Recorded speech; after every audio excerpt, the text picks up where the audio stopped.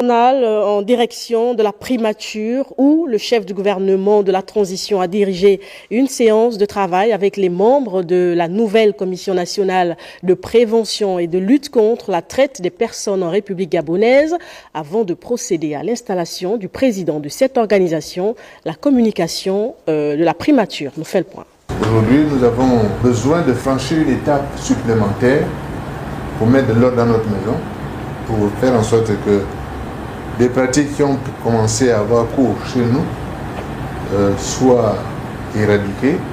C'est par ces mots que le Premier ministre, chef du gouvernement de la transition, Raymond Dongsima, a procédé ce 17 décembre 2024 à l'installation du président de la Commission nationale de prévention et de lutte contre la traite des personnes en République gabonaise, qui a décliné son plan d'action à venir. Dans chaque administration qui a un intérêt direct à la lutte contre ce fléau, le ministère de l'Intérieur, le ministère des petites et moyennes entreprises, en passant par les affaires étrangères, la défense et autres. Donc nous allons avoir cette commission interministérielle pour effectivement commencer à mener les premières actions sur la base du décret et de la ratification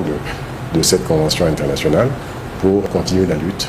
que nous avons commencé déjà depuis longtemps. La chargée du bureau de l'Organisation internationale pour l'immigration se félicite de ce que les autorités de la transition aient pris le décret créant cette commission qui renforce la protection des droits humains et la lutte contre la traite des personnes. Le Gabon est classé sur la liste de surveillance et pour la 4e année successive que nous sommes sur cette liste de surveillance. Normalement, lorsqu'on est maintenu sur la liste de surveillance, après 3 années, on est rétrogradé. Et je puis vous le dire, sur les 12 recommandations que nous avons en ce moment, nous avons au moins